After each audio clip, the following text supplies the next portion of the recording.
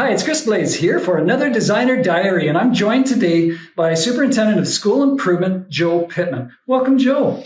Thanks, Chris. So pleased to be here talking about something important. Thank you. Joe, I wonder if you could just tell me a little bit about what your role is as Superintendent of School Improvement for the Calgary Board of Education. What are you responsible for? Well, broadly speaking, operations in schools across the CB, together with my partner, Andrea Holoka, also Superintendent of School Improvement. But realistically, within my portfolio, alongside areas 5, 6, and 7, I also get to work on assessment, curriculum, well-being for students, and consideration of what that looks like across our schools. Most excited about the work we get to do together around teaching and learning with technology and a whole series of other portfolio components. Really passionate about data, and that data being about more than just numbers, but about our stories. And I think that's kind of part of what makes me so excited about our work together is it is about stories and it's about community. And that's what I get to lead in my role. Beautiful. So thinking about Level Up Calgary Season 1. So just take yourself back a little bit from concept to launch. What drove those initial conversations between CBE, Microsoft, and the City of Calgary? And where did the potential lie in your estimation? Well, I'd like to say we were sitting in a basement, but actually we were sitting on a Teams meeting. And part of this whole time period leading up to Season 1 was really considering what had we learned about teaching and learning throughout the pandemic, and what are the tools that we use to engage our students. At the same time, and when we think about well-being and community, we were experiencing incredible disconnection and uncertainty, and I might offer lacking some hope and optimism. And so this question combining with how is it that we can create the conditions to gather around something, to use existing tools and connect directly to the city. And initially, the city wasn't part of this conversation. We were having a conversation together with Microsoft and myself, and we said, what's possible to engage across the CBE that would build opportunity for students, connect staff, and find compelling challenges that are real, not a show, not a production, but something that has impact. And so out of that, we asked ourselves about Minecraft because it's free, it's accessible. It's one of those elements that while we have, and I know you've been working hard along with others around technology and things that need to get sorted out. And now in Season 2, we're even more excited about that. But at the end of the day, this is about vision, future, and that CBE is part of that future. And this project allows for that to occur for our youth, K to 12 families. I've heard from families who've said, oh my gosh, because of this project, I now game with my child. And they say that sheepishly, but in fact, they're so proud of the relationship that they're building in something that's often portrayed as a negative. Whereas this is about possibility and really thinking about that differently. And then if we go into the learning in the classroom, well, that's a whole nother story. Yeah. Well, I think that's a beautiful segue actually to my next question is just thinking about the intersection between Level Up Calgary and the education plan. We know that we have been really, really intentional about forming those connections to curriculum and providing students with an authentic learning opportunity through this Level Up Calgary Minecraft Challenge. But in your role, where do you see the intersections between this work and the education plan? Well, while I would normally first start with students, on this one, I'm going to start with collaborative partnerships. And the primary intersection is really challenging ourselves as a system of incredible skill and diversity to ask how we leverage collaborative partnerships to build strength and strengthen the skill that occurs within and is developed in the classroom. And so collaborative partnerships with the city and municipality, collaborative partnerships with an organization like Minecraft, where we utilize a great number of their tools. And then collaborative partnerships between students, community, family, and the classroom is a really critical critical center point. If I narrow it to, you made the connection between curriculum, achievement, providing rich tasks and meaningful design. The next step, and one of the other core elements within the education plan, is the consideration of how teachers make instructional decisions effectively utilizing technology in a way that's real, in a way that's sustainable, in a way that's meaningful. And taking a tool like Minecraft allows for that to be a reality. And taking time in considering, and all that pre-work you and other folks and our talented staff have engaged in season 1, it's amazing to see that come to life and meet the goals of learning excellence, really create clear understanding of what it is to be a collaborative partner. That's something that is really compelling to me, and something that I have to thank our staff who've invested in season 1, our partners, City of Calgary, Minecraft, all the folks who've worked on Minecraft and Microsoft more broadly, that they've signed on. They are part of this, and alongside any of our centralized supports as well. Thank you. All right. Let's shift to season 2, because we kind of just teased around it a little bit. Season 1, 12,000 students. Okay, just unbelievable support and participation from our students. We have, of course, extended an offer to Calgary Catholic this year and Rocky View school districts that are joining us for season 2. So I'm just curious, what are your hopes for season 2?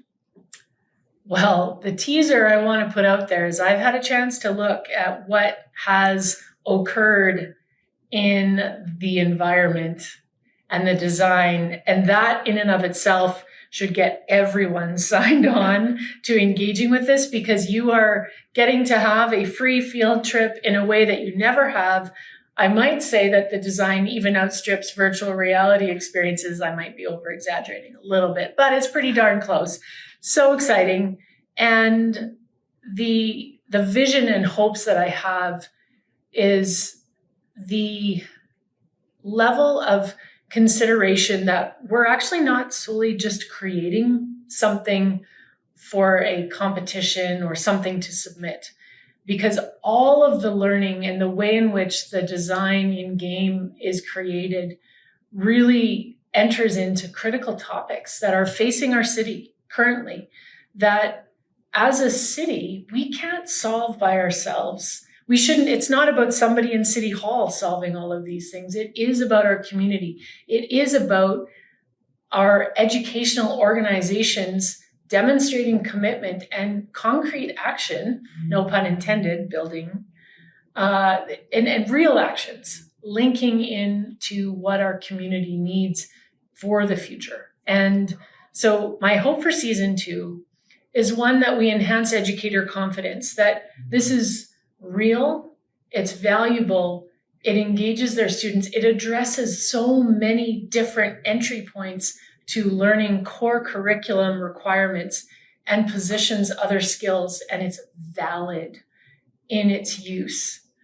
That's one element. My other element, and first right front and center, is our students. For our students to go, wait, I have a role to play, I have a voice, I have a way that I can take risks and think about things differently because I'm doing it in this game. And what I'm doing in this game, I can also do in real life. Creating those opportunities for students through that at every level, kindergarten through to grade 12, that matters. And then I think the next thing in hopes for season 2 is that our city sees what youth are capable of, what education systems wrap around. We have been faced with many stories of challenge and issue and hardship. This is hope and action and togetherness. And that's my hope for season 2. Beautiful. Thank you, Jill. So I want to pull a quote from the Level Up Calgary Schools Reinventing Cities video. And this was filmed on location at one of our winning schools from season 1, Dr. E.W. Coffin. And this video has currently over 2,300 views on YouTube. And in that video, I want to read this quote. You say, "My vision for the future of Level Up Calgary is that we're setting the stage not only for Calgary, for Canada, for the world. How it is to take these tools, make them available to students, enhance educator confidence, and drive solutions that really address what our world needs next." So those are your words. And we've inspired Level Up Winnipeg, Level Up LA, and others will come. So it seems like your vision is happening, Joe. Mm-hmm. What advice would you give to other cities considering this type of work? Well, when I think about what the City of Calgary administration has done together with Microsoft and with us, that cities need to see education systems as a critical cornerstone of their future.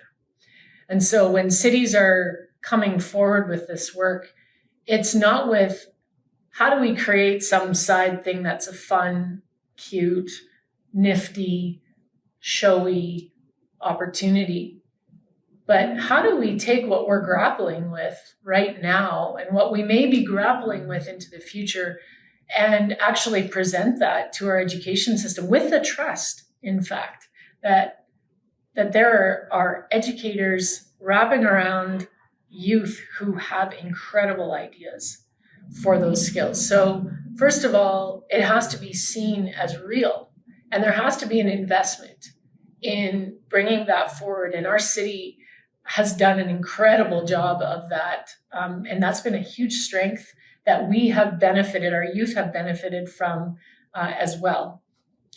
The other element that I think is important for anyone engaging in something like this is there's a lot that has to happen behind the scenes. You know this. Do you know that? This isn't something that we just dream up and then open up and here it is.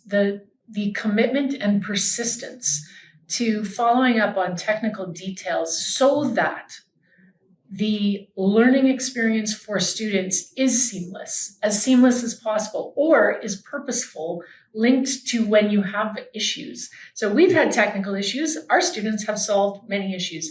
Our teachers have identified, guys, if you could just change this point, it would be a lot more simple. And we've listened to that, and we've really considered that threshold of change. And we've thought about and been careful about our investment and how far we can spend certain amounts of time given all of the competing priorities. So I think if I were to sum it up for cities, it's be real and have faith that there is a real solution coming your way from students in your schools. For school systems engaging, it's understanding that there is a required commitment and there is benefit and payoff to that in the land of student outcomes and student well-being.